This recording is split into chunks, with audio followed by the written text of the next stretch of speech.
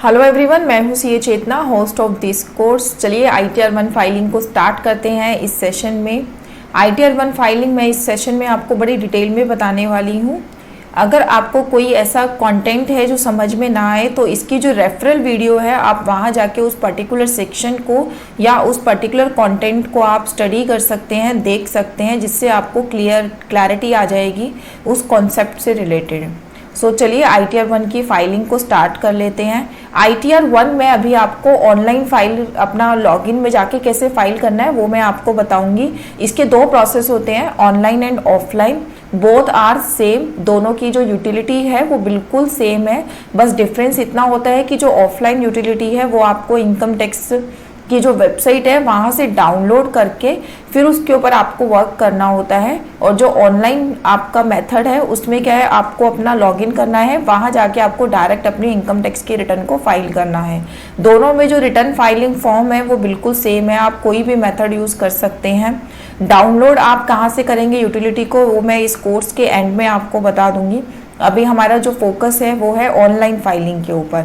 तो अभी हम इस सेशन में ऑनलाइन आप अपनी इनकम टैक्स की रिटर्न को ITR 1 को किस तरीके से फाइल करेंगे वो कवर करने वाले हैं। सबसे पहले आपको अपना इनकम टैक्स वेबसाइट पे विजिट करना है, दैट इज eportal.gov.in। वेबसाइट पे जब आप विजिट कर लेंगे तो यहाँ पे देखिए राइट हैंड साइड पे आपको ऑप्शन है लॉगिन का। अगर आपका लॉगिन बना हुआ है तो आप लॉगिन पे क्लिक करके अपना ID पासवर्ड डाल के लॉगिन कर सकते हैं। अगर आपका लॉगिन नहीं बना हुआ है, आपको रजिस्टर करना है, तो रजिस्टर पे जाके आप अपना रजिस्टर भी कर सकते हैं। दोनों ही मेथड से आपको किस तरीके से लॉगिन करना है, किस तरीके से रजिस्टर करना है, ऑलरेडी मैंने इस कोर्स में वीडियो डाली हुई है। आपको अगर नहीं उस चीज़ की नॉलेज तो आप उस वीडियो को चेक कर सकते हैं। तो यहाँ पे हम सबसे पहले लॉगिन करेंगे। लॉगिन करने के लिए आपके पास आपका ID यानी कि पैन नंबर जब आप डालेंगे तो उसके बाद आप अपना पासवर्ड डालेंगे। ये आपका लॉगिन हो गया। लॉगिन करने के बाद आप देखिए यहाँ पे सेकंड ऑप्शन है ई फाइल पे आपको जाना है। देन यहाँ पे इनकम टैक्स रिटर्न का ऑप्शन है, इस पे आपको जाना है। फिर उसके बाद फाइल इनकम टैक्स रिटर्न, इसके ऊपर आपको क्लिक करना है। क्लिक करने के बाद आपको असेसमेंट ईयर सिलेक्ट करना है कि किस असेसमेंट ईयर की आप इनकम टैक्स की रिटर्न को फाइल कर रहे हैं। हम असेसमेंट ईयर 2024-25 के लिए बात कर रहे हैं, तो हमने इस पे क्लिक किया। अब है आपका सिलेक्ट मोड ऑफ फाइलिंग, आप ऑनलाइन फाइल करना चाहते हैं या ऑफलाइन फाइल करना चाहते हैं। जैसे कि मैंने अभी बताया दोनों का जो प्रोसेस है वो बिल्कुल सेम है।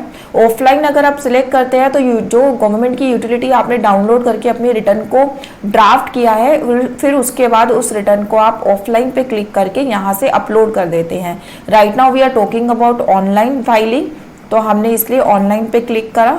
ऑनलाइन पे क्लिक करने के बाद आपको कंटिन्यू पे क्लिक करना है।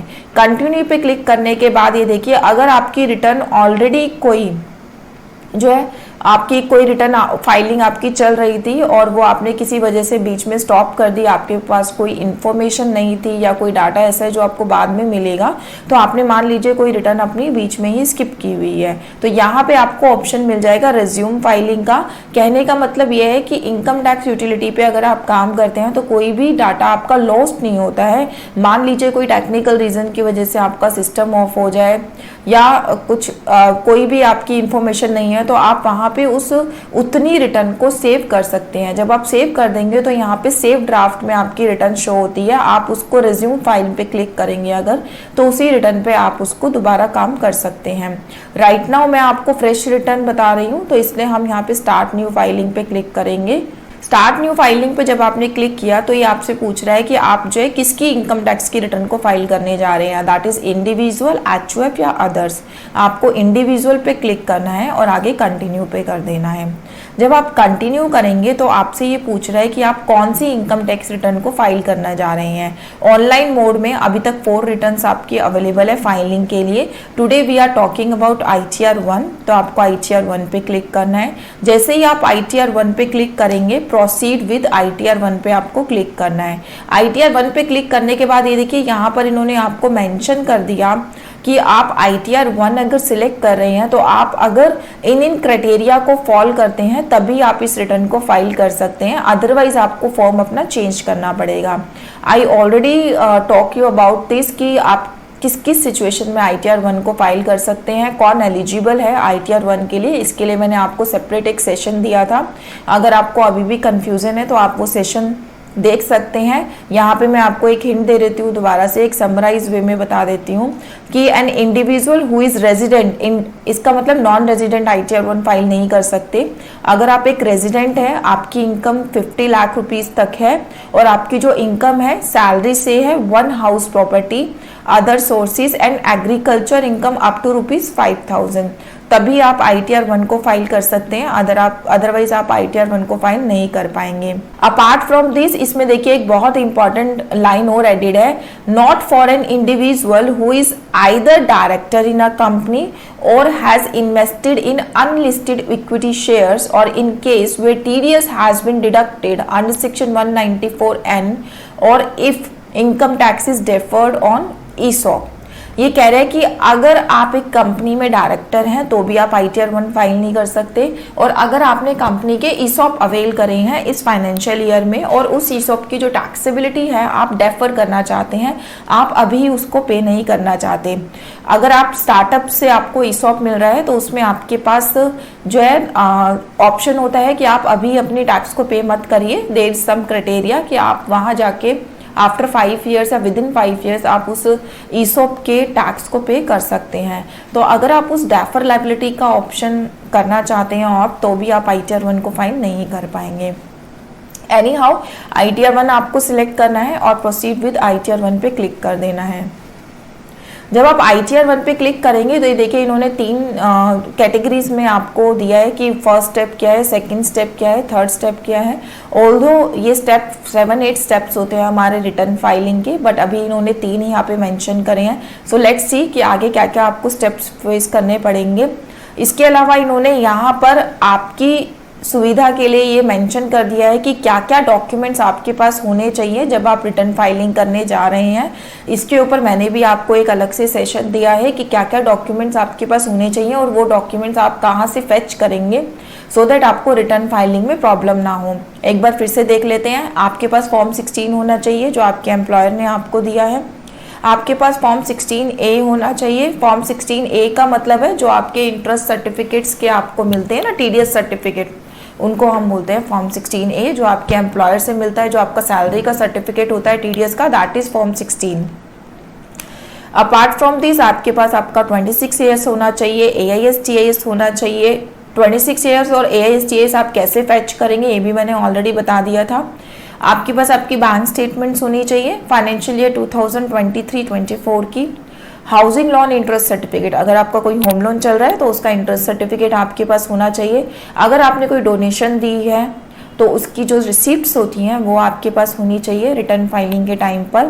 अगर आपका कोई रेंट एग्रीमेंट है वो होना चाहिए, रेंट की रिसीट्स होनी चाहिए। आपने जो इन्वेस्टमेंट करी है लाइक LIC का प्रीमियम जा रहा है, आपका मेडिक्लेम जा रहा है, आपने टैक्स सेवर यूलिप्स में डाला है या फिर आपने कोई FD कराई है, जो भी आपकी डिडक्शंस हैं उन सब के प्रूफ्स आपके पास होने चाहिए। अगर आपके पास फिजिकल में वो रिसीट नहीं है या जो है वो पेपर आपके पास अभी अवेलेबल नहीं है तो एटलीस्ट आपको उसका एग्जैक्ट अमाउंट जरूर पता होना चाहिए रिटर्न फाइलिंग स्टार्ट करने से पहले, क्योंकि रिटर्न फाइलिंग के टाइम पे फॉर्म में हमें एक एक चीज मेंशन करनी होती है। ओके, सो ये सब डॉक्यूमेंट्स आप लेके बैठेंगे जब भी आप रिटर्न फाइलिंग कर रहे हैं। Let's get started. स्टार्ट कर दिया है हमने रिटर्न फाइलिंग अपनी। अब देखिए सबसे पहले जो आपको डॉक ओपन होके आया है उसमें लिखा है are you filing the income tax return for any of the following reason. सबसे पहले आपसे ये पूछ रहा है कि आप इनकम टैक्स के रिटर्न को क्यों फाइल कर रहे हैं, तो आपको रीजन यहाँ पे सिलेक्ट करना है कि आप रिटर्न फाइलिंग क्यों कर रहे हैं। अगर आपको याद होगा तो मैंने अपने अभी 4th सेशन में आई थिंक सेक्शन 139 को कवर किया है। सेक्शन 139(1) में हमने आपको बताया है कि किस किस को इनकम टैक्स की रिटर्न फाइलिंग करनी जो है नेसेसरी होती है। उसमें हमने 7th प्रोवाइजो भी डिस्कस किया था। तो ये जो पॉइंट्स हैं ये उसी 7th प्रोवाइजो उसी सेक्शन 139(1) के हैं। अगर आपने अभी तक वो क्लास नहीं देखी है हमारी तो वो सेशन आप अभी देख लीजिए, उससे आपको इन पॉइंट्स को अंडरस्टैंड करने में बहुत ज़्यादा हेल्प मिलेगी। ऑल्दो मैं अभी आपको एक ब्रीफ दे देती हूँ। आप इनकम टैक्स का रिटर्न क्यों फाइल कर रहे हैं, आपको ये यहाँ पे सिलेक्ट करना है। फर्स्ट ऑप्शन है taxable income is more than basic exemption limit, आपकी जो इनकम है वो एग्जाम्पशन लिमिट से ज़्यादा है इसलिए आप रिटर्न फाइल कर रहे हैं। सेकंड में आपको उन्होंने 7th प्रोवाइजो के ऑप्शन दिए हैं कि आपने जो है ड्यूरिंग द ईयर 2 लाख से ज़्यादा फॉरेन ट्रेवलिंग में एक्सपेंस ऑफ किया है इसलिए आप रिटर्न फाइल कर रहे हैं। या फिर आपने जो है इलेक्ट्रिसिटी कंजम्पशन 1 लाख से ऊपर किया है इसलिए आप इनकम टैक्स की रिटर्न को फाइल कर रहे हैं। या जो और कंडीशन है 7th प्रोवाइजो में, जैसे कि आपने अपने करंट अकाउंट में 1 करोड़ से अबव डिपॉजिट कराया है, सेविंग में 50 लाख से अबव कराया है, आपका जो टीडीएस है 50,000 से ज़्यादा डिपॉजिट हुआ है या 25,000 से ज़्यादा डिपॉजिट हुआ है। So there are 6 to 7 condition under 7th proviso under section 139(1). अगर आप उन कंडीशंस में से किसी भी कंडीशन को कंप्लाई करते हैं तो आपको रिटर्न फाइलिंग करना जो है मैंडेटरी होता है। ऑल्दो 99% केसेस में हमारी रिटर्न फाइलिंग की जो लाइबिलिटी है वो इसलिए आती है क्योंकि हमारी एग्जम्पशन लिमिट से ज़्यादा है जो इनकम है, तो इसलिए आपको फर्स्ट ऑप्शन को क्लिक करना है और यहाँ से कंटिन्यू कर लेना है। आपके माइंड में आ रहा होगा कि मैम तो हमेशा मतलब हर सेक्शन में अपनी लास्ट वीडियोस की रेफरेंस दे रही है, तो इसीलिए मैं आपको बता दूं इस कोर्स में मैंने सबसे पहले उन्हीं वीडियोस को इसमें डाला है ताकि आप जब रिटर्न फाइलिंग को स्टार्ट करें तो आपको वो बेसिक नॉलेज हो कि क्या आपकी लास्ट डेट है, क्या स्लैब रेट है, कैसे आप चेक करेंगे कि आपका कौन सा टैक्स रिजीम आपके लिए बेनिफिटेड है। तो उन वीडियोस का इस कोर्स में बहुत ज़्यादा रेलिवेंस है। आप डायरेक्ट अगर इसी वीडियो पे जंप करते हैं तो मे बी आपको इतनी क्लैरिटी ना हो, तो इसलिए मैं सजेस्ट करूंगी कि वो वीडियोस ज़्यादा लेंदी नहीं है, आपकी 1 to 1.5 आवर की आई थिंक वीडियोस हैं, तो आप उनको एक बार चेक कर लीजिए। जो कंसेप्ट आपको क्लियर नहीं है वो एक बार आप देख लीजिए before jumping on this video. तो हम अब हमारी जो रिटर्न फाइलिंग है वो एक्चुअली में स्टार्ट हो गई है। There are 5 steps. Number 1 step में आपको अपनी पर्सनल इन्फॉर्मेशन देनी होती है सारी। नंबर 2 स्टेप में आपको अपनी ग्रॉस टोटल इनकम, मतलब जितनी भी आपको टोटल इनकम अर्न हो रही है डिफरेंट हेड से, वो सब डालनी होती है। नंबर 3 स्टेप में आपको डिडक्शंस बतानी होती है कि क्या क्या डिडक्शंस आप क्लेम करने जा रहे हैं। नंबर 4 में आपको देना होता है कि कितना आपका टीडीएस डिडक्ट हुआ है, कितना टीसीएस डिडक्ट हुआ है, क्या क्या आपने एडवांस टैक्स या सेल्फ असेसमेंट टैक्स पे कराया है। नंबर 5 में आपकी टोटल लाइबिलिटी ऑटो कैलकुलेट होके आएगी, अगर आपको रिफंड बनता है तो वो ऑटो कैलकुलेट होके आएगा, then you can go for return filing. ठीक है, there are 5 steps in return filing. तो नंबर 1 स्टेप हम सबसे पहले कंप्लीट कर लेते हैं। आपको पर्सनल इन्फॉर्मेशन पे क्लिक करना है। जैसे ही आप पर्सनल इन्फॉर्मेशन पे क्लिक करेंगे आप देखेंगे यहाँ पे आपकी बेसिक इन्फॉर्मेशन जो है सब कुछ ऑटो फिल आ रहा है। आपका नेम, एड्रेस, पैन नंबर, ये सब जो बेसिक इन्फॉर्मेशन है, आधार कार्ड नंबर, ये सब आपको ऑटो फिल मिलेगा। If you want to change any information तो ऊपर आपको एडिट का ऑप्शन मिलेगा, आप उस पर क्लिक करके उस इन्फॉर्मेशन को चेंज कर सकते हैं। नाउ ये आपसे पूछ रहा है कि आपका नेचर ऑफ एम्प्लॉयमेंट क्या है। आपके माइंड में ये क्वेश्चन आ रहा होगा कि एकदम से ये एम्प्लॉयमेंट के बारे में क्यों पूछ रहा है, इसको क्या पता कि हमारी सैलरी की ही इनकम है। तो आप भूल रहे हैं कि अगर आप ITR 1 फाइल कर रहे हैं तो आपकी सैलरी इनकम है इसलिए आप ITR 1 फाइल कर रहे हैं। तो ये आपसे स्टार्टिंग में ही पूछ रहा है कि आपका जो नेचर ऑफ एम्प्लॉयमेंट है वो क्या है। आप सेंट्रल गवर्नमेंट के अंदर काम करते हैं, स्टेट गवर्नमेंट के अंदर काम करते हैं, पब्लिक सेक्टर यूनिट, या फिर अगर आप पेंशनर हैं, पेंशनर में भी इन्होंने गवर्नमेंट वाइज कैटेगरी दे दी है, central, state, PSU, other pensioners, other, या फिर अगर आपको फैमिली पेंशन आ रही है तो आपको उस पर क्लिक करना है। सो टुडे जो क्लाइंट का मेरे पास फॉर्म 16 है आपके साथ डिस्कस करने के लिए, he is working under state government, तो मैंने इसलिए स्टेट गवर्नमेंट पे क्लिक कर दिया। अब आपसे ये पूछ रहा है कि आप रिटर्न कौन से सेक्शन में फाइल कर रहे हैं, सेक्शन 139(1) में, 4 में, 5 में, या फिर 1192B में। Again I am saying in सारे सेक्शंस को डिटेल में मैं डिस्कस कर चुकी हूँ, यहाँ पे मैं आपको एक ब्रीफ दे देती हूँ। अगर आप अपनी रिटर्न को ड्यू डेट से पहले फाइल कर रहे हैं तो आपको 139(1) पे टिक करना है। अगर आप अपनी रिटर्न को ड्यू डेट के बाद फाइल कर रहे हैं बट 31 दिसंबर से पहले, यानी कि लेट रिटर्न फाइल करने की भी लिमिट जो है उससे पहले आप फाइल कर दे रहे हैं तो आपको 139(4) बिलेटेड रिटर्न पे क्लिक करना है। अगर आप अपनी रिटर्न को रिवाइज करने जा रहे हैं तो आपको 139(5) पे टिक करना है। अगर आपने रिटर्न फाइल करना भूल गए थे, आपने डिपार्टमेंट में कंडोनेशन रिक्वेस्ट फाइल करी थी, तब आपको ऑप्शन मिला है रिटर्न फाइलिंग का, तो आपको क्लिक करना है सेक्शन 1192P। सो आज हम डिस्कस कर रहे हैं, we are sitting in my ठीक है। So it's before 31 July 24, so we are click on 139(1) before the due date हम रिटर्न फाइल कर रहे हैं। देन ये आपके नोटिस के ऑप्शन है कि समटाइम्स होता है कि आपके पास नोटिस आता है तब आप अपनी इनकम टैक्स की रिटर्न को फाइल करते हैं। तो ये सारे सेक्शन में ऑलरेडी डिस्कस कर चुकी हूँ। अगर आप नोटिस के रिप्लाई में अपना रिटर्न फाइल कर रहे हैं तो आपको इस पे जब आप क्लिक करेंगे तो आपके सारे ऑप्शन एक्टिव हो जाएंगे। आपको उस पर्टिकुलर सेक्शन को क्लिक करना है जिस सेक्शन में आपके पास नोटिस आया है। देन आपको यहाँ पे अपनी जो ओरिजिनल रिटर्न है उसका रिसिप्ट नंबर, कब आपने फाइल करी थी, आपका नोटिस का डिन नंबर डालना है, नोटिस की डेट डालनी है। So this is very simple. तो अभी के लिए हम आप इसको डीएक्टिवेट कर देते हैं और इस ऑप्शन को हमने एक्टिव कर दिया। ओके, देन ये आपसे पूछ रहा है, do you wish to exercise the option under section 115 BAC 6 और opting out of new tax regime. This point is very much important for assessment year 2024-25 returns. ऐसा क्यों? क्योंकि एक तो इस लाइन की जो एलिब्रेट करने का जो तरीका है ना वो बिल्कुल डिफरेंट हो गया है। अगर आप इसको ऐसे ही वन टाइम में पढ़ेंगे ना तो आपको ऐसा लगेगा कि ये आपसे पूछ रहा है कि क्या आप ओल्ड टैक्स रिजीम को ऑप्ट करना चाहते हैं या न्यू टैक्स रिजीम को ऑप्ट करना चाहते हैं, यस या नो पे आप टिक करिए। जबकि ये इसकी वर्डिंग को आप 2 बार पढ़िए, आपको समझ में आएगा। ये वर्डिंग्स जो आपको कह रही है वो कह रही है, do you wish to exercise the option under section 11 BAC 6 जो कि न्यू टैक्स रिजीम के बारे में बात करता है, of opting out of new tax regime. इसका मतलब न्यू टैक्स रिजीम आपका ऑलरेडी सिलेक्टेड है।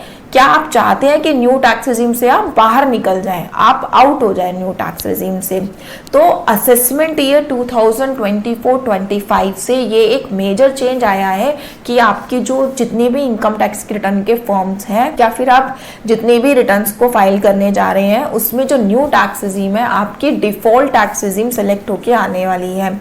अगर आप कोई भी ऑप्शन सेलेक्ट नहीं करते तो आपको न्यू टैक्स रिजीम में ही अपनी रिटर्न को फाइल करना पड़ेगा, क्योंकि ये आपकी जो है डिफॉल्ट टैक्स रिजीम है, ऑटो सेलेक्ट होके अपनी रिटर्न में आने वाली है। अब ये आपसे पूछ रहा है कि हमने तो न्यू टैक्स रिजीम में आपको सिलेक्ट किया हुआ है, क्या आप चाहते हैं कि न्यू टैक्स रिजीम से आपको बाहर निकाल दिया जाए, यानी कि ओल्ड टैक्स रिजीम में आपको डाल दिया जाए? तो यहाँ पे अगर आप यस करते हैं तो इसका मतलब है कि आप ओल्ड टैक्स रिजीम में रिटर्न को फाइल कर रहे हैं। अगर आप नो करते हैं तो इसका मतलब है कि आप न्यू टैक्स रिजीम में फाइल कर रहे हैं। तो today we are talking about old tax regime.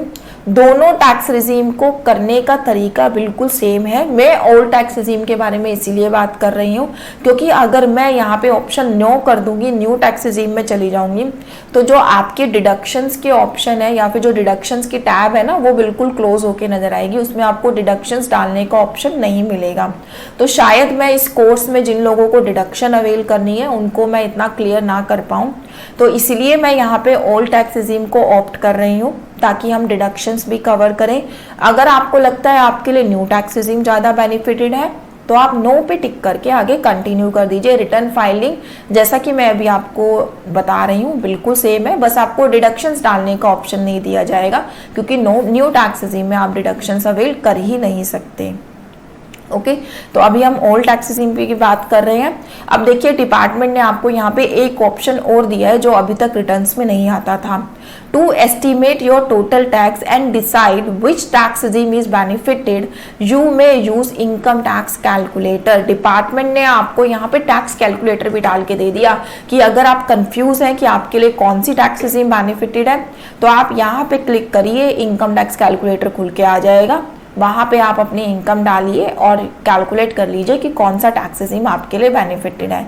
इस इनकम टैक्स को के कैलकुलेटर को यूज़ करना भी मैंने ऑलरेडी अपने फर्स्ट या सेकंड सेशन में कवर किया है, आप जाके उस वीडियो को चेक कर सकते हैं। बहुत ही सिंपल कैलकुलेटर है और बहुत ही अच्छा कैलकुलेटर इस बार डिपार्टमेंट ने दिया है। हमेशा क्या होता था हमारे दिमाग में ये कन्फ्यूजन रहती थी कौन सा टैक्स रिजीम सेलेक्ट करें, कौन सी टैक्स रिजीम आपके लिए बेनिफिटेड है, आप पूछते थे अपने सीए से या फिर जिससे भी आप अपनी रिटर्न फाइल कराते हैं।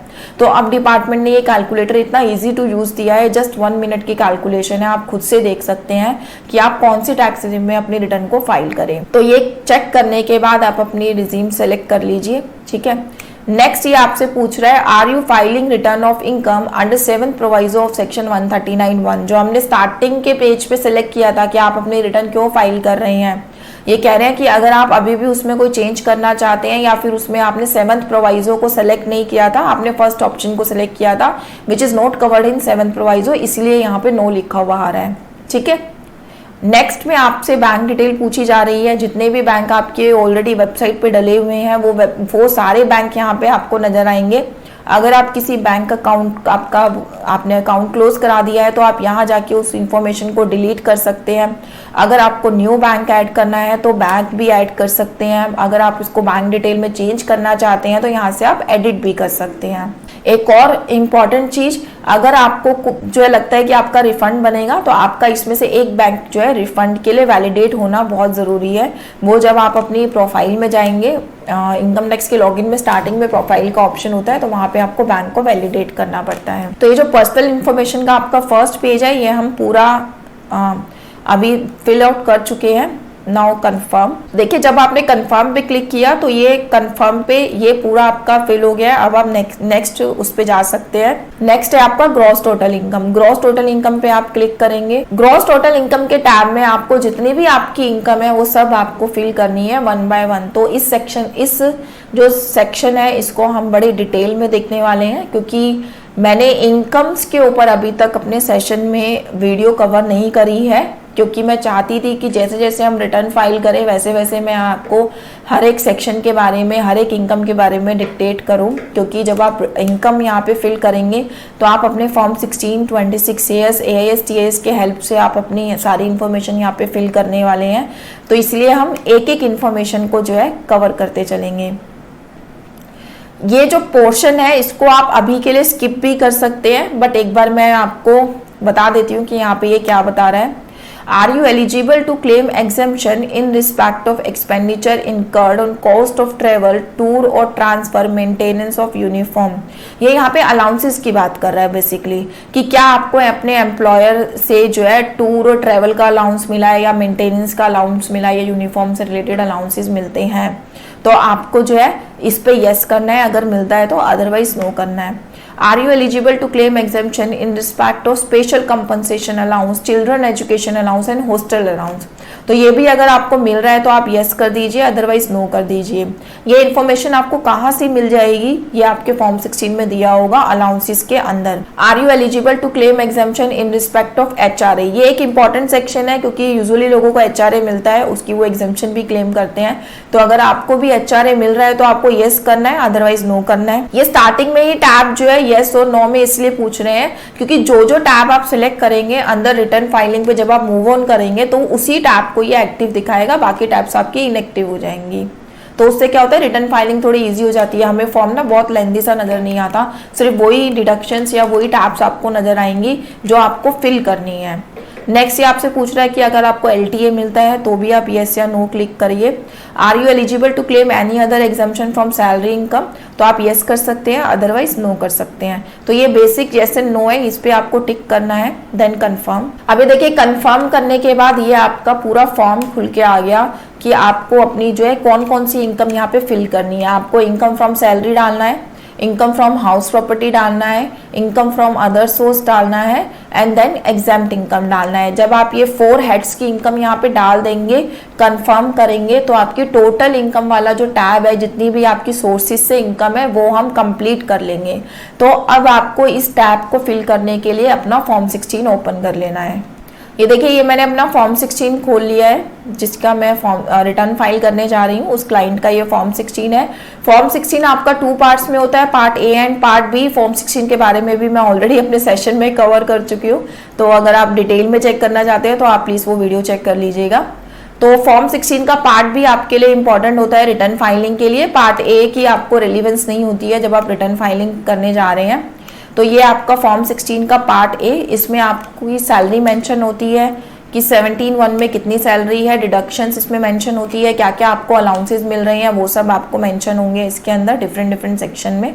ठीक है, तो इसके अकॉर्डिंग आपको अपनी रिटर्न को फिल करना है। ये हमने अपना फॉर्म 16 खोल लिया। अब जाते हैं रिटर्न पे। अब रिटर्न का ये इस वाला जो आपका कॉलम है ये आपका सैलरी का है। इस पे आप क्लिक करिए। जैसे ही आप एडिट पे क्लिक करेंगे तो आपको इंफॉर्मेशन डालने का टैब मिल जाएगा।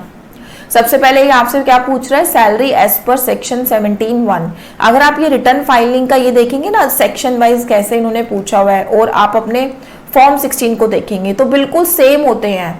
मतलब आपको ज़्यादा दिमाग लगाने की भी जरूरत नहीं होती। इन्होंने भी 17(1), 17(2), 17(3), मतलब जो फॉर्मेट इसका है वो सेम फॉर्मेट आपको इसका मिलेगा। जस्ट आपको यहाँ से इंफॉर्मेशन उठानी है और अपने इसमें फीड करते चले जाना है। जैसे मेरी जो सैलरी है 17(1) की वो है 3757328। मैं इतनी सैलरी इसमें डाल दूंगी, 3757328। ओके, देन आपकी जो परक्यूजिट्स है, आपको परक्यूजिट्स कितने मिल रहे हैं। सबसे पहले बता दूं मैं आपको पर्क्स होते क्या है, आई थिंक आपको पता भी होगा बट एक बार फिर भी मैं आपको ब्रीफ दे देती हूँ। पर्क्स होते हैं कि जब आपको आपके एम्प्लॉयर से कोई ऐसा बेनिफिट मिल रहा है जो अगर आप बाहर मार्केट में लेने चाहते तो आपको उसको पेमेंट करनी पड़ती है उस बेनिफिट की। तो बेसिकली क्या होता है, अगर आपको अपने एम्प्लॉयर से इस तरीके का कोई बेनिफिट मिल रहा है तो उसकी जो मॉनेटरी वैल्यू होती है उस वैल्यू के ऊपर आपको टैक्स देना पड़ता है एज अ पर्क्स। तो वो आपकी इनकम में जो है इंक्लूड हो जाता है। पर्क्स के जैसे एग्जाम्पल होते हैं कि आपको कोई हेल्पर मिला हुआ है, आपको कार मिली हुई है कंपनी की तरफ से, या मेडिकल फैसिलिटीज़ आपको कंपनी की तरफ से मिली हुई है। तो जो भी उसकी मॉनेटरी वैल्यू है या फिर जो एक्ट में वैल्यू लिखी हुई है कि आपके ऊपर मिनिमम इतना टैक्स तो लगेगा ही लगेगा। जैसे कार के केस में होता है कि अगर आपको कंपनी की तरफ से ड्राइवर मिला हुआ है तो 900 पर मंथ का आपको जो है चार्ज होगा, उसके ऊपर आपको टैक्स पे करना पड़ेगा। या 1800 पर मंथ गाड़ी की मेंटेनेंस आपको अगर कंपनी पे कर रही है तो 1800 पर मंथ के अकॉर्डिंग जो है आपको टैक्स देना पड़ेगा।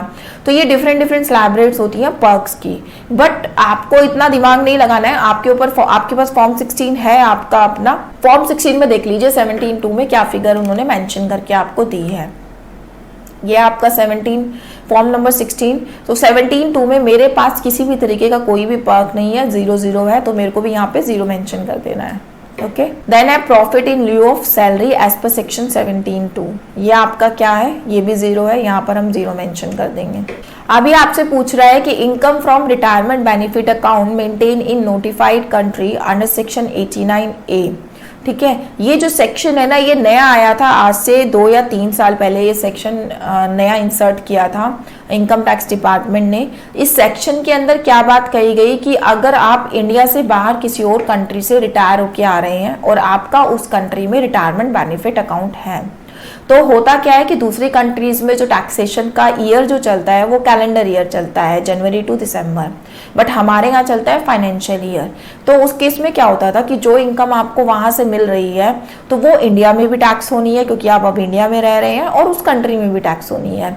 तो कैलेंडर ईयर और फाइनेंशियल ईयर के चक्कर में तो उस इनकम पे आपको 2 बार टैक्स देना पड़ जाता था कि उस कंट्री में तो आपको कभी और टैक्स देना पड़ रहा है और इंडिया में कभी और टैक्स देना पड़ रहा है। तो जो ड्यूल टैक्सेशन का बेनिफिट है वो भी समटाइम्स हम नहीं ले पा रहे थे क्योंकि ईयर आपका अलग हो जाता था। तो उस केस में क्या है, ITR 1 में चेंज कर दिया डिपार्टमेंट ने कि अगर आपको इस तरीके की कोई इनकम हो रही है और आप कितनी इनकम इस बार इंडिया में टैक्स दिखाना चाहते हैं, कितनी आप बाद में दिखाना चाहते हैं, कितनी आप एग्जेम्प्ट करना चाहते हैं, तो उसके अकॉर्डिंग आप यहाँ पे जो है अपनी इंफॉर्मेशन फिल करेंगे। और ये जो अभी तक कितनी कंट्रीज नोटिफाइड है, ये सिर्फ 3 ही कंट्रीज अभी तक नोटिफाइड है। एक तो United state of America, Canada and United kingdom of great Britain. तो इन कंट्रीज से अगर आप रिटायर होके आए हैं और इन कंट्रीज में अगर आपका रिटायरमेंट अकाउंट है तब ये आपके लिए बेनिफिटेड है सेक्शन। ठीक है, मेरे केस में ऐसा कुछ नहीं है इसलिए मैं यहाँ पे 0 डाल रही हूँ। अगर आपके केस में ऐसा कोई रिटायरमेंट का है तो आप यहाँ पे अमाउंट मेंशन कर सकते हैं। अगेन ये पूछ रहा है income from retirement benefit account maintain in country other than notified country under section 89A। ये कह रहे हैं कि ये तो वो कंट्रीज हो गई जो नोटिफाइड हैं। अगर इन 3 कंट्रीज के अलावा किसी ऐसी कंट्री से आप रिटायर होके आ रहे हैं जो नोटिफाइड नहीं है अंडर सेक्शन 89A में, तो आपको उस कंट्री का जो भी अमाउंट आपको वहां से मिला है तो यहाँ पे आपको वो मेंशन करना है। हमारे केस में ऐसा कोई अमाउंट नहीं है इसलिए हमने 0 कर दिया। अभी आपसे पूछ रहा है एग्जेम्प्ट अलाउंस। आप कौन कौन सा अलाउंस ऐसा है जिसकी आप एग्जेम्पशन क्लेम कर रही हैं, इसको भी आपको अपने फॉर्म 16 से फिगर लेके लिखना है। कैसे कैसे अलाउंसेस इसमें कवर होते हैं एक बार डिस्कस कर लेते हैं। LTA का अलाउंस, लीव ट्रेवल कंसेशन या असिस्टेंस अगर आपको अपनी कंपनी से मिल रहा है तो उसकी आपको अलाउंस मिलती है, एग्जाम्प्ट अलाउंस होता है, तो उस पर आप क्लिक करिए। अगर आपको जो है कोई रेम्यूनरेशन मिल रही है as an official whatever name code of embassy, high commission, अगर आप एम्बेसी में है, हाई कमीशन में है, तो आपको अगर कोई रेम्यूनरेशन मिल रही है तो वो भी एग्जाम्प्ट अलाउंस है। अगर आपको कोई परक्यूजिट मिल रही है इंडिया से बाहर की, ठीक है, अगर आप government to citizen of India है तो आप इस पे टिक करेंगे। अगर आपको कोई डेथ कम रिटायरमेंट ग्रेजुटी रिसीव हो रही है, ये एक सेक्शन उन लोगों के लिए इंपॉर्टेंट है जो अभी रिटायर हुए हैं इस फाइनेंशियल ईयर में। अगर आपको कोई ग्रेजुटी रिसीव हो रही है रिटायरमेंट पे अंडर सेक्शन 1010, आप उस ग्रेजुटी की एग्जेम्पशन का बेनिफिट लेना चाहते हैं, ऑल्दो वो टैक्स फ्री होता है, टैक्स नहीं लगता, लेकिन फिर भी आपको इस पर क्लिक करके उसका अमाउंट जरूर मेंशन करना है। अगर आपको कोई पेंशन मिल रही है, कम्यूटेड पेंशन, आप टोटल कई बार पेंशन ले लेते हैं ना अपने एम्प्लॉयर से at the time of retirement, तो वो आपको यहाँ मेंशन करना है। अगर आपको अर्न लीव मिल रही है अपने एम्प्लॉयर से at the time of retirement, तो आपको इस पे क्लिक करके मेंशन करना है। Amount receivable on voluntary retirement and termination of services, अगर आप वॉलेंट्री रिटायर हो रहे हैं तो आपको कोई अमाउंट मिल रहा है तो आपको इस पे क्लिक करके डालना है। Tax paid by employer on non monetary perquisites, जो आपके नॉन मॉनेटरी परक्यूजिट्स है उसके ऊपर आपका एम्प्लॉयर टैक्स पे करता है अगर, तो वो भी आपका एग्जाम्प्ट अलाउंस है, तो आपको इस पे क्लिक करना है। Allowances to meet expenditure incurred on house rent, house rent मतलब HRA की अगर आपको कोई अलाउंसेस मिल रहे हैं तो वो यहाँ आएंगे। तो डिफरेंट अलाउंसेस है, आपको जो अलाउंस आपसे रिलेटेड है उस पर सिलेक्ट करना है और वो आपको अगर एग्जाम्पशन में आता है तो यहाँ पे अमाउंट को उसको डाल देना है। जो आपके मेन थे रिटायरमेंट से रिलेटेड वो यही था, पेंशन का, ग्रेजुटी का, आपका लीव, अर्न लीव का और एक HRA का, ये 4 अलाउंसेस हैं जो मेनली हमारे यूज में आते हैं। हमारे केस में क्या है वो हम अपने फॉर्म 16 से चेक करेंगे। हमारे केस में है ट्रेवल कंसेशन और असिस्टेंस अंडर सेक्शन 10(5). तो मैं ये सेक्शन चेक कर लेती हूँ। 10(5) में क्या है, ये आपका लीव ट्रेवल, मैंने इस पे क्लिक किया और यहाँ पे अपना अमाउंट डाल दिया 13830। फाइन, ये हमने अपना क्लेम कर लिया। और भी कोई इस तरीके का अलाउंस है तो आप यहाँ से ऐड कर सकते हैं। मेरे केस में नहीं है, सारा 000 है, एक ही अलाउंस था वो मैंने डाल दिया अपना। ओके, तो इतना हमने फिल कर लिया। अब आपकी जो इनकम आ गई वो आ गई 3743498। आपको ये जो अपनी इनकम है ना, ये जो कैलकुलेट होके आ रही है, इसको फॉर्म 16 से मैच करते चलना है। 3743498 ये मैच करनी है हमारी। फिर उसके बाद आते हैं डिडक्शंस पे।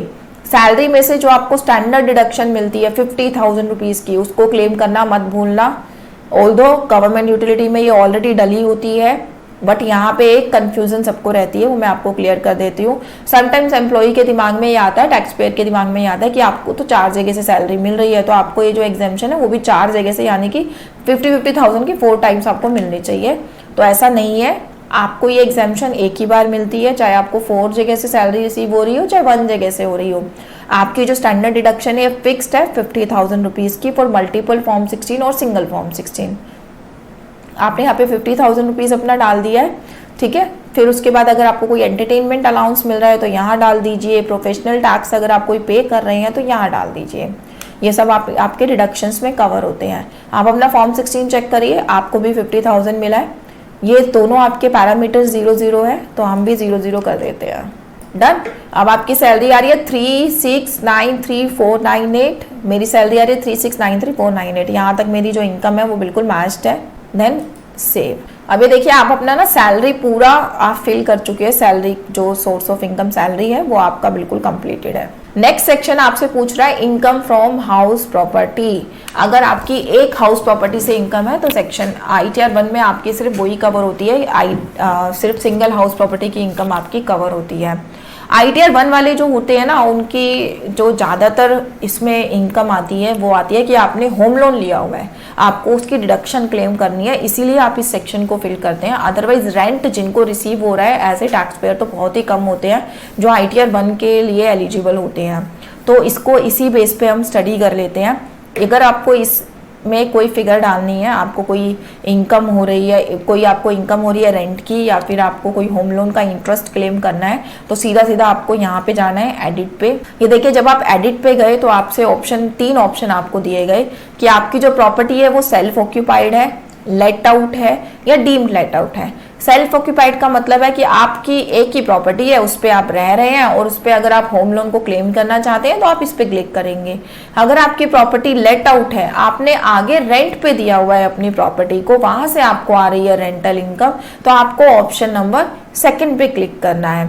थर्ड ऑप्शन है, समटाइम्स होता है ना तो आप उस प्रॉपर्टी पे रह रहे हैं और ना ही आपने आगे रेंट पे दे रखी है, वो प्रॉपर्टी आपकी ऐसे ही है, तो डिपार्टमेंट कहता है कि आपने तो उसको रेंट पे नहीं दिया हुआ, लेकिन मैं ये मान के चलूंगा कि आपने उसको रेंट पे दिया हुआ है, वो आपकी डीम्ड लेट आउट प्रॉपर्टी है, तो उस केस में आपको रेंट दिखाना पड़ता है जो भी वहां पे एरिया का रेट चल रहा है उसके अकॉर्डिंग, तो इसलिए आपको डीम्ड लेट आउट पे क्लिक करना होता है।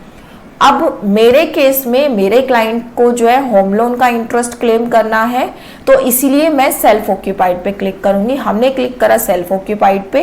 सेल्फ ऑक्यूपाइड पे जैसे ही आप क्लिक करते हैं, ये देखिए आपसे पूछ रहा है interest payable on borrowed capital, आपने कितना इंटरेस्ट पे किया है इस होम लोन पे। होम लोन पे आपके 2 कंटेंट होते हैं जो आप पे ऑफ करते हैं, एक तो होता है प्रिंसिपल, एक होता है इंटरेस्ट। अगर आप प्रिंसिपल को रीपे कर रहे हैं तो उसको आप क्लेम कर पाते हैं अंडर सेक्शन 80C की जो डिडक्शंस होती है, जो 1,50,000 की आपकी लिमिट होती है उसके अंदर।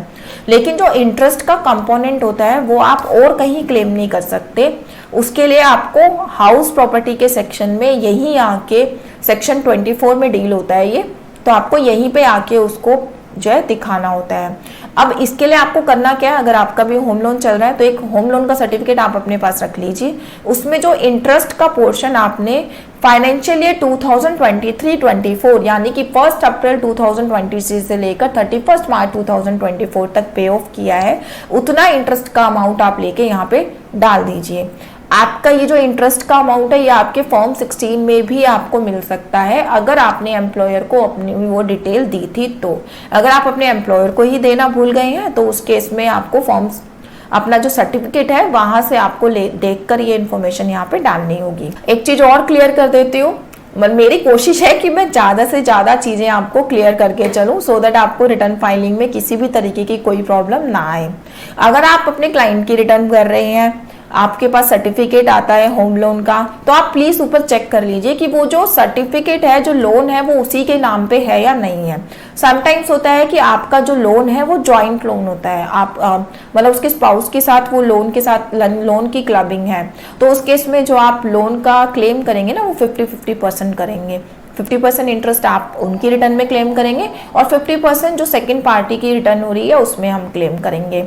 बट इसमें भी बहुत सारी कंडीशंस हैं कि आपको क्लाइंट कहता है कि वो सारा इंटरेस्ट तो अपनी पॉकेट से पे कर रहा है या सारा लोन तो उसी की बैंक अकाउंट से जाता है, जो को पार्टनर है वो तो जस्ट एक नेम लैंड हुआ है कि हाँ इसके साथ लोन है। तो उस केस में भी हमारे पास ऐसे सर्कुलर्स आए हुए हैं, ऐसी जजमेंट्स आई हुई है जिसमें लिखा हुआ है कि अगर जो को पार्टनर है वो अर्नर नहीं है, सारी जो इंस्टॉलमेंट्स है वो एक ही के अकाउंट से जा रही है, तो वो क्लेम कर सकता है 100% इंटरेस्ट। तो वो आपको कॉल लेनी है कि आपको उस चीज को कैसे टैकल करना है। बट मैंने जस्ट आपको बता दिया कि जब आपके पास सर्टिफिकेट आए तो आप चेक कर लीजिए कि किसके नाम का वो सर्टिफिकेट है, क्योंकि बोगस भी यहाँ पे होता है कि कुछ लोगों को नहीं पता तो वो ऐसी सर्टिफिकेट दे देते हैं कि आप क्लेम कर लो, या फिर जॉइंट है तो आपको बोल देंगे कि सर 100% मेरे में क्लेम कर लो। तो आपको अपनी प्रैक्टिस को सही लेके चलना है, आपको चेक कर लेना है कि किसके नाम पर वो लोन है। फाइन, तो अब मैं यहाँ पे इंटरेस्ट डाल देती हूँ। मेरे क्लाइंट के इंटरेस्ट सर्टिफिकेट में डला हुआ है इंटरेस्ट की फिगर, दैट इज 4,881। यहाँ पे देखिए ये माइनस में दिखा रहा है फिगर, इसका मतलब ये इंटरेस्ट की फिगर है, क्योंकि ये आपकी डिडक्शन आपको मिलेगी, ये इनकम ऐड नहीं होने वाली है।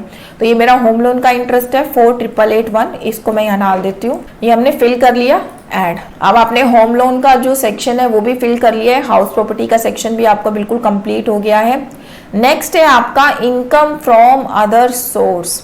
इनकम फ्रॉम अदर सोर्स भी बहुत इंटरेस्टिंग आपका रहता है। इसमें यूजुअली हमारे साथ प्रॉब्लम्स क्या होती हैं कि इसमें ऐसी इनकम भी समटाइम्स ऐसी निकल आती हैं कि आपको पता ही नहीं होता कि पूरे साल में आपको ये इनकम भी अर्न हुई थी। तो इस वाले उसको फिल करने के लिए ना आप ऐसा करिए, अपना फॉर्म 16 तो अपने पास रखिए ही, 26 ईयर्स भी ले लीजिए, AIS TIS भी ले लीजिए। यहाँ पे देखिए इन्होंने बोला भी है कि we have filled the value from form 16 AIS wherever applicable. ये कह रहे हैं कि जो आपका AIS है, एनुअल इंफॉर्मेशन स्टेटमेंट है, उसमें जितनी भी इंफॉर्मेशन आपकी आ रही है सामने से, वो हमने अपने अकॉर्डिंग यहाँ पे प्रीफिल कर दी है, बट फिर भी आप एक बार क्रॉस चेक कर लो। सेम एज फॉर्म 16 में जो भी डाटा होता है ना, आपके एम्प्लॉयर ने जब अपनी TDS की रिटर्न फाइल करी होती है, तो वो सारा डाटा आपका इनकम टैक्स डिपार्टमेंट को दे चुका होता है। आपको क्या करना होता है कि एक बार जब आप रिटर्न फाइल कर रहे होते हैं तो उस डाटा के गो थ्रू जरूर होना होता है कि वो डाटा कहीं गलत तो नहीं डाल रखा, क्योंकि आपकी रिटर्न बिल्कुल एक्यूरेट जानी चाहिए। तो यहाँ पर भी आपको डाटा जो मैंने फिल करना बताया ना सैलरी में, तो समटाइम्स ऐसा होगा कि आप अपनी रिटर्न फाइलिंग के लिए जा रहे हैं और आपको सारा डाटा आपको फिल मिलेगा और डाटा एक्यूरेट भी होता है 90% केसेस में। बस आपको एक बार चेक करना होता है। सेम एज अदर सोर्सेज में भी यहाँ पे मेंशन कर रहा है कि हमने तो आपके AIS में से इंफॉर्मेशन डाल दी है, स्टिल आप एक बार चेक कर लो। तो इसके लिए आप खोल लीजिए अपना AIS TIS। कहाँ से आप फेच कर सकते हो मैं ऑलरेडी बता चुकी हूँ। तो हम भी अपना AIS TIS खोल लेते हैं और 26 ईयर्स खोल लेते हैं। ये मेरा AIS, ठीक है। AIS में भी आपके 2-3 पार्ट्स होते हैं। एक में होता है टैक्स डिडक्टेड, कलेक्टेड, जितनी भी आपकी 26 ईयर्स की इन्फॉर्मेशन है वो रिपीट की जाती है AIS के अंदर। यहाँ पर टैक्स डिडक्टेड और कलेक्टेड साफ साफ आपको नजर आएगा, ठीक है। ये आपके कहाँ कहाँ से आपको इनकम आ रही है other than salary. Mutual funds में आपने परचेज किया है तो वो सारी डिटेल, आपने कितने टैक्स पे करे हैं वो वाली इन्फॉर्मेशन इसमें आएगी। डिमांड एंड रिफंड की आपको इन्फॉर्मेशन यहाँ पे आएगी। तो इसको आप खोल लीजिए। सबसे पहले आप देखिए आपका TDS जितना कटा हुआ है, आपकी जो इनकम आ रही है यहाँ पर वो आपकी फॉर्म 16 की इनकम से मैच कर रही है या नहीं कर रही। हमारे केस में ये मैच कर रही है। फिर उसके बाद ये बोल रहा है कि आपने म्यूचुअल फंड में परचेज किया है, तो जो अगर मैंने चीज परचेज करी है सेल नहीं करी तो उससे तो मेरी कोई इनकम अभी होती नहीं है। तो जस्ट एक इंटीमेशन है कि आपने पूरे साल में इतने के म्यूचुअल फंड परचेज करे हैं, तो ठीक है, इसको आप अभी छोड़ सकते हो क्योंकि इसकी कोई आपकी रिटर्न के लिए रेलिवेंस नहीं है। फिर उसके बाद ये आपको बोल रहा है कि आपकी कितनी आपको रिफंड आया है। तो असेसमेंट ये 2023-24 का मेरे क्लाइंट को 62,000 का जो है रिफंड आया है। तो इस रिफंड के ऊपर ना अभी देखिए यहाँ पे इंटरेस्ट का अमाउंट है नहीं, बट अगर अब इसके रिफंड के ऊपर कोई इंटरेस्ट भी आपको अर्न हो रहा है तो वो इंटरेस्ट का अमाउंट आप टैक्सेबल होता है, आपको अपनी इनकम टैक्स की रिटर्न में इसको डालना है। तो और कोई इनकम यहाँ पर मेंशन नहीं हो रखी है, बट जरूरी नहीं है सारी आपकी इंटरेस्ट इनकम यहाँ पे मेंशन हो। आप अपनी पासबुक खोलिए, पासबुक में आप देखिए क्या क्या इंटरेस्ट आपको मिला है। अगर कोई FD है तो FD पे कितना इंटरेस्ट आपको मिला है। तो आपको 3-4 मेथड से अपनी इनकम को चेक कर लेना है। हमने AIS चेक करा, उसमें और कोई इनकम नहीं थी। इनकम टैक्स के रिफंड पे भी कोई इंटरेस्ट नहीं दिखा रहा। 26 ईयर्स में भी कोई इनकम नहीं है क्योंकि 26 ईयर्स का डाटा सारा मेरा AIS में नजर आता है। वहाँ पे सिर्फ TDS का दिखा रखा है कि सैलरी पर इतना TDS डिडक्ट हुआ है, वो मैं ऑलरेडी सैलरी ले चुकी हूँ। ओके, तो इनकम, अगर interest for income tax refund है तो यहाँ डालना है, ठीक है। इंटरेस्ट फ्रॉम डिपॉजिट है तो यहाँ डालना है। डिविडेंड इनकम है तो आपको यहाँ डालना है। तो इस तरीके से आप सारी इनकम अपनी अदर सोर्सेज की भी फिल कर लीजिएगा। अगर और भी कोई इनकम है तो यहाँ से आप ऐड कर सकते हैं। यहाँ पे आपको ऑप्शन दे रहा है सेविंग बैंक का कितना है, आप यस करके डाल सकते हैं। डिपॉजिट का कितना है, यस करके डाल सकते हैं। इनकम टैक्स रिफंड यस करके डाल सकते हैं। प्रोविडेंट फंड का कोई इंटरेस्ट है तो भी आप डालेंगे। प्रोविडेंट फंड का, एक्चुअली प्रोविडेंट फंड का जो इंटरेस्ट होता है वो वैसे एग्जाम्प्ट होता है, बट अगर आप एक पर्टिकुलर लिमिट से ज़्यादा इन्वेस्ट कर रहे हैं प्रोविडेंट फंड में तो जो एक्सेस अमाउंट आपने दिया है प्रोविडेंट फंड पे, जो उसके ऊपर आपको इंटरेस्ट होता है वो एक्चुअली टैक्सेबल होता है। तो इसलिए जो चार्ट सेक्शन है यहाँ पे ये प्रोविडेंट फंड से ही रिलेटेड है कि आपने कितना इंटरेस्ट उस पर अर्न किया है under first proviso, second proviso, same as जो आपका दूसरा प्रोविडेंट फंड होता है स्टैट्यूटरी प्रोविडेंट फंड, उसका भी फर्स्ट प्रोवाइजो, सेकंड प्रोवाइजो, मतलब कितना आपका टैक्सेबल है, कितना एग्जम्प्ट है, इस तरीके से आपसे पूछ रहा है तो वो आपको डालना है। अगर आपको फैमिली पेंशन अर्न हो रही है तो यस करके आपको यहाँ अमाउंट डालना है उसका। जब आपको फैमिली पेंशन होती है तो उसमें एक पर्टिकुलर लिमिट होती है, उतनी आप एग्जाम्पशन क्लेम कर सकते हैं अंडर सेक्शन 5711A। तो यहाँ पर वो एग्जाम्पशन का लिमिट आपको मेंशन हो जाएगा। एनी अदर इनकम है तो यस करके डाल सकते हैं। डिविडेंड इनकम है तो वो आपको यहाँ पे डालनी है। तो इस तरीके से ये सारी अदर सोर्सेज की इनकम को आपको फिल कर लेना है। मेरे में जो ये मेंशन आ रहा है यही लास्ट इनकम है, इसके अलावा और कोई एक्स्ट्रा इनकम नहीं है, तो ये मेरे लिए फाइनल इनकम है। अब आते हैं एग्जाम्प्ट इनकम के पोर्शन पर। एग्जेम्प्ट इनकम आपकी क्या होती है, जिसके ऊपर आपको टैक्स नहीं देना, सीधी सीधी बात है, वो आपकी एग्जेम्प्ट इनकम है। तो अब माइंड में क्वेश्चन आता है कि जब मेरी इनकम ही एग्जेम्प्ट है तो मैं शो क्यों कर रही हूँ। यहाँ पे आपको अपनी एग्जेम्प्ट इनकम दिखाना इसलिए ज़रूरी होता है क्योंकि आपके बैंक अकाउंट में अगर कोई ऐसा फंड आ रहा है जिसपे टैक्स नहीं दे रहे हैं आप, तो कल को आपको नोटिस मिल सकता है कि इतना फंड आपके बैंक अकाउंट में क्रेडिट हुआ है बट आपने इसके ऊपर टैक्स नहीं दिया। तो आप अपनी इनकम टैक्स की रिटर्न में अगर ये इंटीमेशन दे दें कि ये इनकम तो हमें आई है बट ये एग्जेम्प्ट नेचर की, आपको जस्ट एक डिस्क्लोजर देना है, तो वो आपको देना चाहिए सो दैट फ्यूचर में अगर कोई नोटिस आए तो आप उसका रिस्पॉन्स दे पाए कि हमने अपनी रिटर्न फाइलिंग के टाइम पर इसको मेंशन किया था, ये एग्जेम्प्ट इनकम है इसीलिए इसके ऊपर टैक्स की पेमेंट नहीं की गई। तो यहाँ पे आपको सिलेक्ट करना है आपकी एग्जेम्प्ट इनकम का नेचर क्या है। अगर एग्रीकल्चर इनकम है तो वो डाल दीजिए। अगर income from central and state government by way of compensation on account of disaster के केस में भी कई बार कंपनसेशन मिलता है स्टेट और सेंट्रल गवर्नमेंट से, वो एग्जाम्प्ट नेचर का होता है, वो आप इसमें डाल दीजिए। लाइफ इंश्योरेंस पॉलिसी, ये एक इंपॉर्टेंट सेक्शन है। अगर आपकी कोई LIC मैच्योर हुई है अंडर सेक्शन 1010D और वो एग्जेम्प्ट नेचर की है, जो वैल्यू आपको मिला है वो, उसका भी क्राइटेरिया अलग होता है कि आपका वो एग्जेम्प्ट नेचर का है या नहीं है। अगर आपको उसका प्रीमियम अमाउंट 10% से कम था तो वो एग्जेम्प्ट है, अगर 10% से ज़्यादा आप पे करते थे तो वो टैक्सेबल है। अगर आपका एग्जेम्प्ट नेचर का है तो आप यहाँ पे क्लिक करके उसको मेंशन कर सकते हैं। स्टैट्यूटरी प्रोविडेंट फंड आपको मिल रहा है, रिटायरमेंट के टाइम पे जो आपको फंड्स मिल रहे हैं वो आप यहाँ डालिए। रिकॉग्नाइज स्टैट्यूटरी फंड को यहाँ डालिए। सुपर एनुएशन फंड को आप यहाँ डालेंगे। स्कॉलरशिप मिल रही है एजुकेशन के लिए, यहाँ आप उसको डालिए। MP MLA MLC को जो स्पेशल अलाउंसेस मिलते हैं उसको आप यहाँ डाल सकते हैं। ये आपका परमवीर चक्र की अगर पेंशन मिलती है तो आप यहाँ डाल सकते हैं, ठीक है। डिफेंस, ये भी आपके पास इस तरीके के क्लाइंट्स भी आ सकते हैं जो डिफेंस से रिटायर है, उनकी जो पेंशन होती है डिसेबिलिटी की वो टैक्सेबल नहीं होती, ध्यान रखिएगा। समटाइम्स हम ये गलती कर बैठते हैं, हम क्या करते हैं उनकी इनकम को जो है पेंशन में डाल के उसके ऊपर टैक्स लगा देते हैं। तो जो डिफेंस में डिसेबल की पेंशन मिलती है वो टैक्सेबल नहीं होती है, आपको इस पे क्लिक करके उसको डालना होता है। आर्म फोर्स की फैमिली को अगर पेंशन मिल रही है डेथ के केस में ड्यूरिंग द ऑपरेशनल ड्यूटी तो वो भी टैक्सेबल नहीं होगी।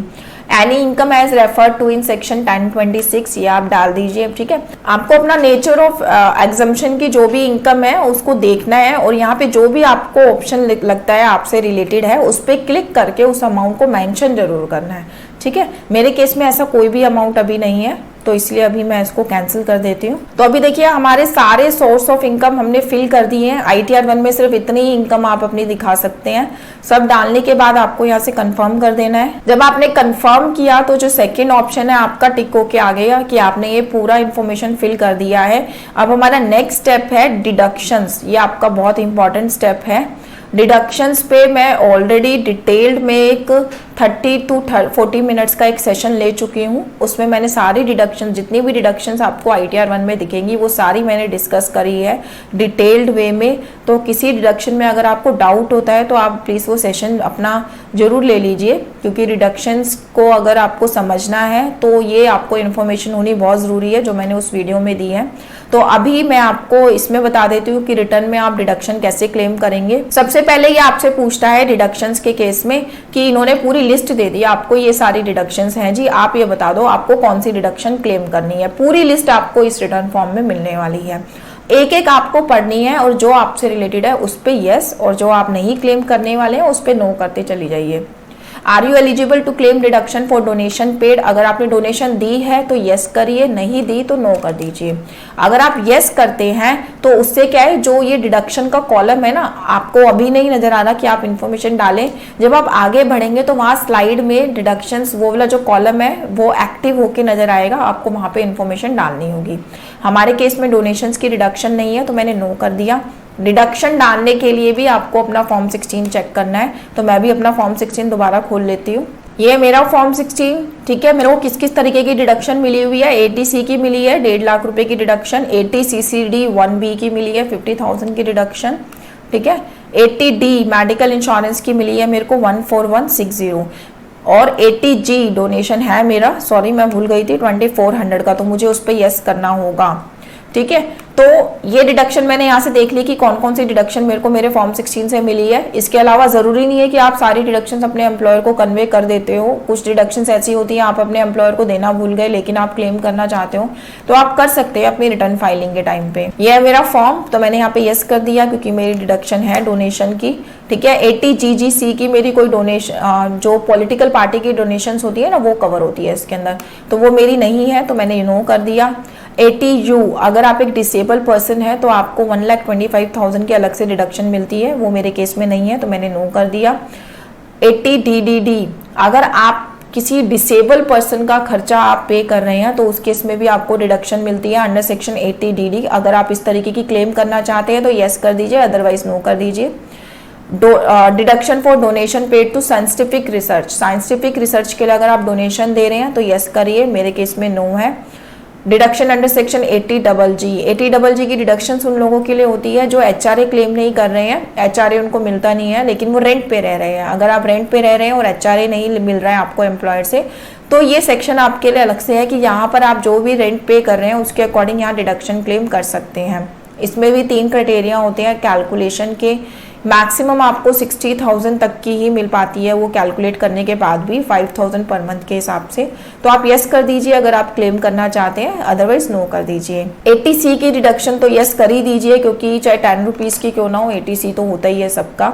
ठीक है, और यहाँ पे कितना अमाउंट है आपको डायरेक्ट डालने का आपको ऑप्शन मिल रहा है। तो मेरे केस में जो अमाउंट है वो है 788,716। मैंने 7 लाख की 80C की रिडक्शन करी हुई है, बट मैक्सिमम तो आपको 1.5 लाख ही मिलने वाली है, तो आप 1.5 लाख डाल दीजिए वहां पे। फिर है 80CCD2, जो एम्प्लॉयर का कॉन्ट्रीब्यूशन, सॉरी मेरा जो एनपीएस में कॉन्ट्रीब्यूशन है वो आता है आपका 80CCD1B में। 80CCD2 आपका एम्प्लॉयर कॉन्ट्रीब्यूशन होता है एनपीएस में, तो मेरे केस में नहीं है, मैं नो कर देती हूँ। मेडिक्लेम है, ठीक है, आगे जाके इन्फॉर्मेशन डालनी होगी। 80E एजुकेशन लोन अगर कोई लिया हुआ है तो वो नहीं है। 80TTA सेविंग का अगर इंटरेस्ट है तो, मेरे केस में मैंने सेविंग का इंटरेस्ट नहीं डाला था, अगर आपने डाला है तो उसकी आपकी 10,000 तक की रिबेट आपको मिलती है, आप यस कर दीजिएगा। नो करूंगी मैं। और जो डिडक्शंस हैं उनके मिनी पॉइंट्स इन्होंने मेंशन करे हैं। 80CCC पेंशन फंड की जो मिलती है वो नहीं है। 80CCD1B में कंट्रीब्यूशन, ये आगे आपको मिलेगा, आप डाल सकते हो, यहाँ पे देखिए डालने का ऑप्शन नहीं दिया हुआ। 80EEA ठीक है, ये आप मेंशन कर सकते हैं। कंटिन्यू करने के बाद आपने जिस पे यस नो किया था वो सारी डिडक्शंस आपको यहाँ पे मिल जाएंगी डिटेल डिडक्शन डालने के लिए। 80CCD2 आपका एम्प्लॉयर का कंट्रीब्यूशन है, मेरे केस में नहीं है तो मैं नहीं डालने वाली। 80D हमने वहां पे यस किया था बट फिगर डालने का ऑप्शन नहीं था, वो आपको यहाँ मिलेगा। ये ऑप्शंस अलग से इसलिए दी गए हैं क्योंकि इन ऑप्शंस में ना आपको 2-3 कैटेगरीज और सिलेक्ट करनी पड़ती है बिफोर फीडिंग योर अमाउंट। वो क्या होती है आपकी, कि सबसे पहले तो आप ये बताओगे कि आपकी जो आपने जो ये लिया है मेडिक्लेम लिया है उसमें कोई सीनियर सिटीजन तो नहीं है, क्योंकि सीनियर सिटीजन की अलग से 50,000 की मिलती है, अदरवाइज 25,000 की मिलती है, तो आपने नो कर दोगे, मेरा सीनियर सिटीजन का केस नहीं है। आपने जो सेल्फ और फैमिली के लिए लिया है हेल्थ इंश्योरेंस, वो कितना पे करा है वो हम अपने फॉर्म 16 में से देख लेते हैं। वो अमाउंट है हमारा 14,160, तो 14,160 ये हमने डाल दिया। प्रिवेंटिव हेल्थ चेकअप अगर आप लेना चाहते हैं जो 5,000 का अलग से मिलता है, आप ले सकते हैं, आपके पास यहाँ पे स्कोप है क्योंकि 25,000 में मैक्सिमम क्लेम कर सकती हूँ, तो ले लेती हूँ। एक्चुअली इसका कोई आपको प्रूफ नहीं देना है क्योंकि पूरे साल में अपनी हेल्थ के ऊपर हम 5,000 रुपीज़ तो स्पेंड कर ही देते हैं, ये तो बहुत मिनिमल सा अमाउंट है, तो आप यहाँ पे क्लेम कर सकते हैं इसको। क्योंकि क्या है, प्रिवेंटिव हेल्थ चेकअप में ना कहीं पर भी ये भी नहीं लिखा हुआ कि आपकी बैंक से ही पेमेंट होनी चाहिए, इसको आप कैश में भी पे कर सकते हैं, तो इस अमाउंट को आप क्लेम कर पाएंगे। फिर उसके बाद है self family including senior citizen, अगर आप फैमिली का ले रहे हैं जिसमें की सीनियर सिटीजन है, तो मैंने यहाँ पे नो कर दिया था, तो इसलिए फर्स्ट ऑप्शन एक्टिव हुआ। अगर आपका सीनियर सिटीजन पे आप यस करेंगे तो फर्स्ट ऑप्शन डीएक्टिव हो जाएगा, सेकंड ऑप्शन आपका एक्टिव होगा। अब है आपके पेरेंट्स से रिलेटेड, आपके पेरेंट्स सीनियर सिटीजन हैं या नहीं है, उनका आपने मेडिक्लेम अगर ले रखा है तो आप इस ऑप्शन पे क्लिक करेंगे यस या नो पे। अगर आपने क्लेम करना ही नहीं है मेडिक्लेम तो आप नोट पे करेंगे, तो ये पूरा जो है आपका डीएक्टिवेट होके नजर आ जाएगा। ठीक है, तो मेरे केस में सिर्फ मेरा ही इंश्योरेंस था तो मैंने उतना डाल दिया और extra 5,000 rupees preventive health checkup claim कर लिया। ऐड। अब नेक्स्ट है आपका डोनेशन का, तो मेरे केस में डोनेशन भी है, इसलिए मैं इस पर क्लिक करके इन्फॉर्मेशन डाल देती हूँ। अब यहाँ पे जब आप डोनेशन डालेंगे ना, तो डोनेशन में सबसे पहले आपको बताना है कि आपकी डोनेशंस कौन से वाली है, 100% डिडक्शन वाली है या फिर 50% डिडक्शन वाली है। तो इसके लिए आप अपना सर्टिफिकेट देख लीजिए। देखिए मैंने 2400 दिया था, 2400 ही मेरे को मिल रहा है डिडक्शन, तो इसका मतलब मेरी 100% डिडक्शन वाली है। ये तो है कि आपके एम्प्लॉयर के थ्रू आपने डोनेशन करी है। अगर आपने खुद से पर्सनल कर रखी है तो आप अपनी रिसिप्ट लेके जरूर बैठिए डोनेशन के केस में, क्योंकि आपको उस रिसिप्ट से बहुत सारी इंफॉर्मेशन अभी इसमें रिटर्न में डालनी है। आपको पैन डालना है, कहाँ पे आपने डोनेशन दी है, उसका पैन नंबर क्या है, उसका नाम क्या है, एड्रेस क्या है, सिटी क्या है, पिन कोड क्या है, स्टेट कोड क्या है, आपने कितनी डोनेशन कैश में दी है, कितनी आपने अदर मोड्स में दी है। इसमें मैं आपको एक बार और बता दूं, कैश में 2000 से ऊपर की आप डोनेशन नहीं दे सकते हो। अगर आप 2000 से ऊपर का अमाउंट डालेंगे तो आपको मिलेगा सिर्फ 2000 का ही रिबेट, ठीक है। डोनेशन इन अदर मोड यानी कि बैंकिंग मोड में आप कितनी डोनेशन दे रहे हो। तो मेरे केस में 2400 की डोनेशन है। यहाँ पे मैं नाम डाल देती हूँ, लाइक मैं अभी ABC डाल रही हूँ, यहाँ पे नाम, एड्रेस डाल देते हैं। तो ये सब डालने के बाद ऐड कर दिया हमने, ये आपकी ऐड हो गई। सारी इन्फॉर्मेशन मैंने डाल दी है अपनी डोनेशन से रिलेटेड। अब है 80 का इंटरेस्ट है, तो यहाँ पे ऐड करोगे तो आप डाल सकते हो। वो भी साइंटिफिक यूनिट को अगर आप दे रहे हैं डोनेशन, तो यहाँ पे आप ऐड करके डाल सकते हो। मेरे केस में नहीं है तो मैंने इसको स्किप कर दिया, कंफर्म पर मैंने क्लिक कर दिया। ओके, कंफर्म पर क्लिक करने के बाद देखिए मेरे 3 सेक्शन प्रीफिल होके आ रहे हैं, personal information, gross total income and total deduction, ये तीनों मेरे फिल हो गए हैं। नेक्स्ट है हमारा टैक्स पे। इस सेक्शन में आपको फीडिंग ज्यादा कुछ नहीं करनी होती, सारी चीजें आपकी ऑटो फीडेड आएगी। टीडीएस आपका आपके 26 ईयर्स से ऑटो फीडेड आएगा।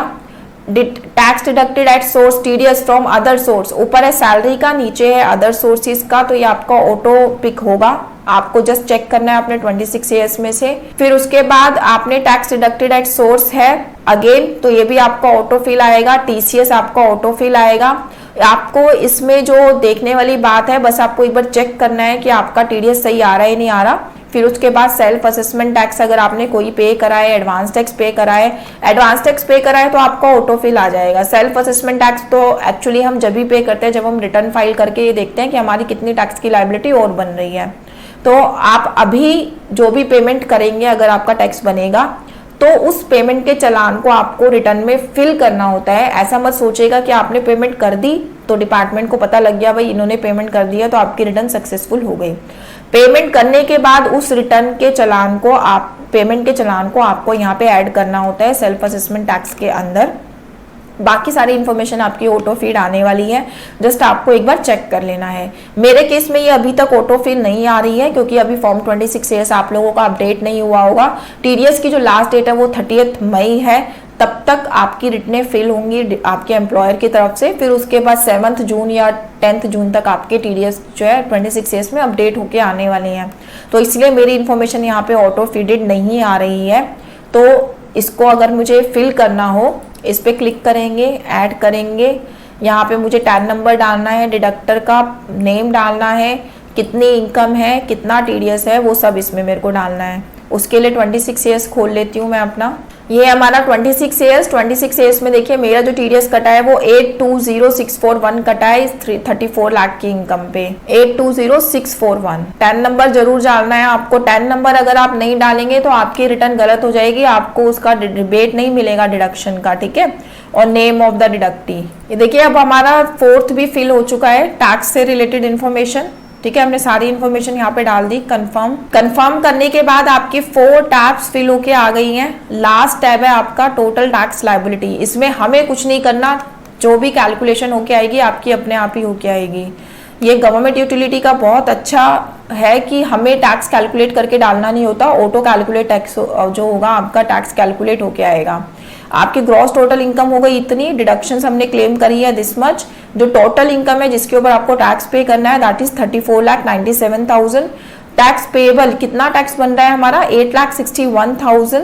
इसमें से आपकी जो एजुकेशन सेस और हेल्थ एजुकेशन सेस अगर मैं ऐड कर दूं तो टोटल टैक्स आपका बन जाएगा 8,96,320 रुपीज।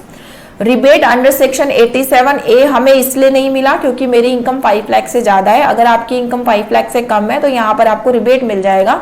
अंडर सेक्शन 87A जो 5% का आपको रिबेट मिलता है ना, वो आपको मिल जाएगा यहाँ पे। फिर रिलीफ अंडर सेक्शन 89, ये रिलीफ उन लोगों के लिए इंपॉर्टेंट है अगर आपको कोई अरियर में सैलरी या फिर कोई प्रोविडेंट फंड वगैरह जो अरियर अमाउंट होता है ना, वो अगर आपको मिल रहा है तो 89 का जो रिलीफ होता है आप कैसे कैलकुलेट करते हैं उसके लिए हमने एक सेपरेट कोर्स बनाया हुआ है। अगर आपको रिलीफ मिला है इस तरीके का तो आप हमारा वो कोर्स अवेल कर सकते हैं। 89 रिलीफ डालने से आपका जो टैक्स है वो बहुत ज़्यादा सेव हो जाता है, आपको रिफंड भी बहुत ह्यूज अमाउंट का बन सकता है।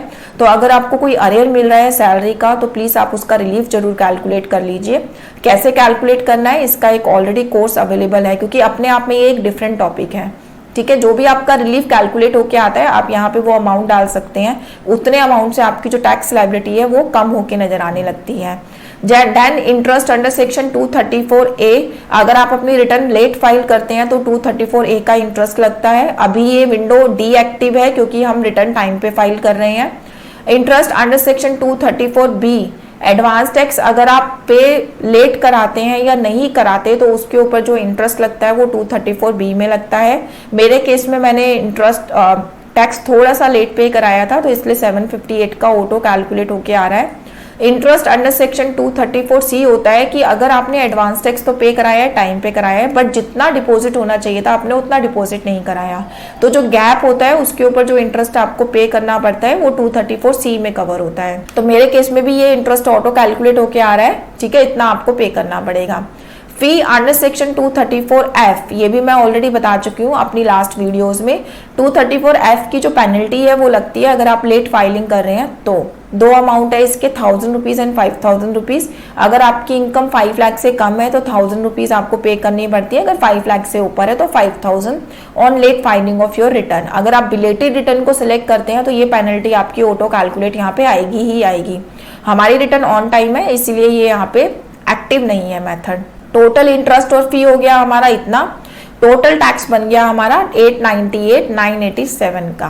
ओके, कंफर्म कर दीजिए। कंफर्म करने के बाद ये देखिए आपके सारे टैब फुल होके आ गए, आपकी टैक्स लायबिलिटी भी बन गई है। नेक्स्ट पे आप जाएंगे तो आपको पता लग जाएगा कि कितना टैक्स बन रहा है।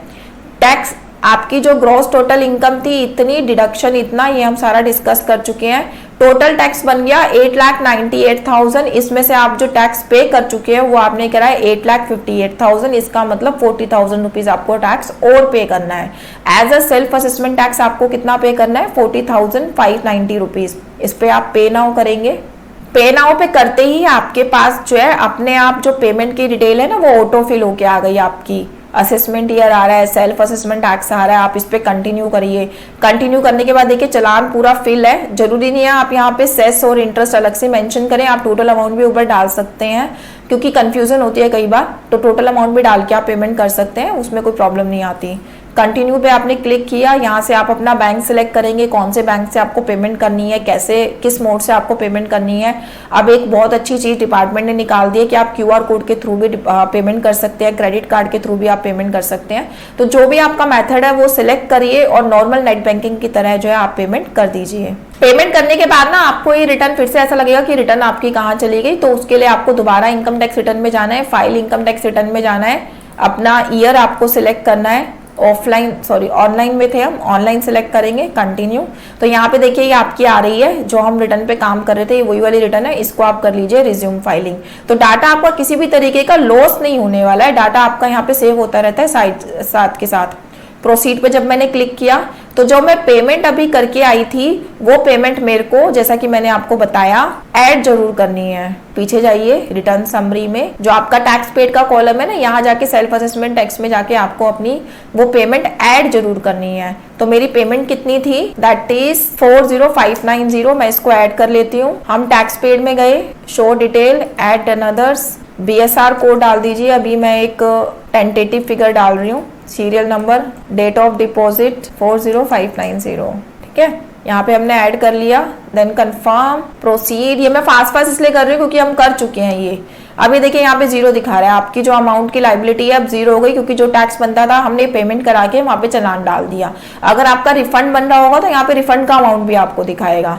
देन प्रीव्यू रिटर्न, यहाँ पे आपको टिक करना है। डिक्लेरेशन पे इन सबको फिल करने की जरूरत नहीं है, अगर आप TRP के थ्रू कराते हो तो आपको करनी होती है। ये आपकी फुल रिटर्न ड्राफ्ट होके आ गई है। आप इस रिटर्न को थोरोली चेक कर लीजिए, आराम से बैठ के आप रिटर्न को चेक करिएगा, ठीक है। हमने इसमें सारी इंफॉर्मेशन अपनी डाल दी है,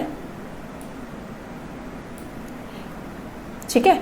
यहाँ से आप पूरी रिटर्न चेक कर सकते हैं। अगर आप डाउनलोड करना चाहे तो डाउनलोड भी कर सकते हैं, इस फॉर्म को प्रिंट करना चाहे तो प्रिंट भी कर सकते हैं। उसके बाद आपको जब आप सेटिस्फाई हो जाएं इस रिटर्न से, प्रोसीड टू वैलिडेशन, वैलिडेशन पे आपको क्लिक करना है। आपकी रिटर्न वैलिड हो जाएगी और आपको जो है 3 ऑप्शन शो होंगे कि आपको रिटर्न को वेरीफाई अभी करना है या बाद में करना है। बाद वाला ऑप्शन भी आप सिलेक्ट कर सकते हैं। अभी वाला सिलेक्ट करते हैं तो उसमें आपसे पूछेगा आधार कार्ड से लिंक है नहीं है, आपको क्लिक करना है, आपके पास OTP आएगा, OTP डालना है और रिटर्न को अपलोड कर देना है। अगर आप वेरीफाई का ऑप्शन बाद में क्लिक करते हैं तो उसके लिए आपके पास, आपको वेरीफाई करनी तो देखो जरूरी होती है, रिटर्न वेरीफाई नहीं करोगे तो आपकी रिटर्न जो है इनवैलिड हो जाएगी।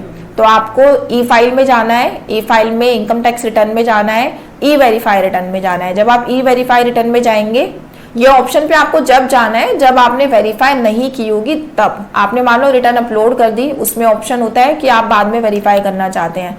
आपने रिटर्न अपलोड कर दी, उसके बाद आप वेरीफाई करोगे तो ई फाइल में इनकम टैक्स रिटर्न में ई वेरीफाई में जाएंगे, यहाँ पर आपको वो रिटर्न आपकी शो होने लगेगी। अभी मैंने रिटर्न को अपलोड नहीं किया है इसलिए मेरी रिटर्न शो नहीं हो रही है। यहाँ पे आपको वो रिटर्न शो होगी। आपको यहाँ पे ऑप्शन आएगा ई वेरीफाई, उस पर क्लिक करना है, आपके पास OTP आएगा, OTP डाल के रिटर्न को वेरीफाई कर देना है। तो ये था आपका फुल प्रोसेस, किस तरीके से आपको अपनी इनकम टैक्स की रिटर्न को, मैंने पूरा आपको बताया कि फ्रॉम स्टार्टिंग रिटर्न ओपन होने से लेकर आपको अपलोडिंग तक क्या क्या चीज़ें देखनी है, किन किन फॉर्म्स का यूज़ करना है, क्या क्या डॉक्यूमेंट्स आपको देखने हैं रिटर्न फाइलिंग के लिए। एक पॉइंट मेरा यहाँ पे रह गया है कि अगर आपका रिफंड है, आप चाहते हैं कि आपका रिफंड बैंक अकाउंट में आपके बिना कोई प्रॉब्लम क्रिएट करे इजीली क्रेडिट हो जाए, तो उसके लिए जिस बैंक अकाउंट में आप रिफंड मंगाना चाहते हैं आप देख लीजिए उस बैंक अकाउंट को वो वैलिड है या नहीं है। उसके लिए आपको अपने डैशबोर्ड पे जाना है। डैशबोर्ड पे जब आप जाएंगे, जब आप डैशबोर्ड पे जाएंगे ना, डैशबोर्ड पे यहाँ पे आपको लेफ्ट हैंड साइड पे बैंक की डिटेल्स मिलेगी, आपको इस पे जाना है, ठीक है। जैसे मेरे अकाउंट, मेरे में 2 बैंक मेरे एडिड है, ठीक है। तो यहाँ पे आपको देखना है कि आपका बैंक जिसमें आपने रिफंड मंगाया है वो वैलिडेट है या नहीं है, और किस अकाउंट में आपने रिफंड मंगाया होगा। जब आपने पर्सनल इन्फॉर्मेशन का टैब फिल किया था तो वहाँ पे बैंक्स के ऑप्शन दे रहा था, मैंने बोला था एक बैंक अकाउंट को आपको सिलेक्ट करना होगा फॉर रिफंड, नीचे ऑन ऑफ का बटन होता है इस तरीके से, ठीक है।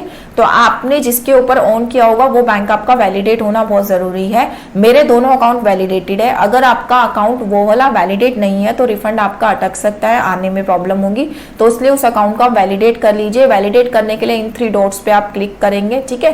रीवैलिडेशन पे जब आप क्लिक करेंगे तो आपसे जो है इंफॉर्मेशन पूछेगा कि आपका अकाउंट का टाइप क्या है, अकाउंट नंबर क्या है, nominate this account for refund yes और नो, ये सब आपको डालना है, ठीक है। वैलिडेट पे क्लिक करना है। आपका अकाउंट जब वैलिडेट हो जाएगा तो रिफंड आने में भी आपको किसी भी तरीके की कोई भी प्रॉब्लम नहीं होगी। तो ये हमारा फुल प्रोसेस था इस कोर्स का कि कैसे आप अपनी इनकम टैक्स की रिटर्न को अपलोड करेंगे ITR 1 को। 2 चीज़ों का जरूर ध्यान रखिए, रिफंड के केस में वैलिडेट होना चाहिए बैंक अकाउंट। सेकेंड चीज आपकी जो है वो है कि अगर आप 30 दिन के अंदर अंदर अपने रिटर्न को वेरीफाई नहीं करते तो आपकी रिटर्न हो जाएगी इनवैलिड। तो ये हमारा कोर्स अब यहाँ पे कंप्लीट होता है।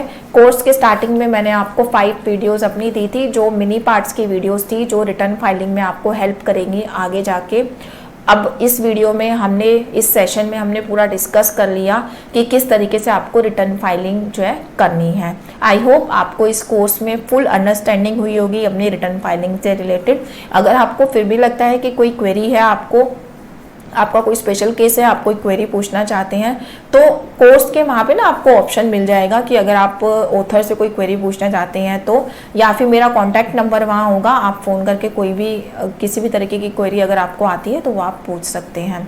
Thank you so much for availing this course. इसी तरीके के कोर्स हमारे टाइम टू टाइम आते रहते हैं। आप अगर चेक करेंगे तो लास्ट ईयर का भी ITR 1 का कोर्स हमारा अवेलेबल है, जो हमारा 10 आवर्स का कोर्स था, जिसमें हमने सेक्शन वाइज पूरा कोर्स डेवलप किया था। प्लस 89A का रिलीफ अगर आपको कैलकुलेट करना है तो वो कोर्स भी हमारा अवेलेबल है। ITR U आप कैसे फाइल कर सकते हैं वो कोर्स भी हमारा अवेलेबल है। Thank you so much for watching this course. Thanks a lot.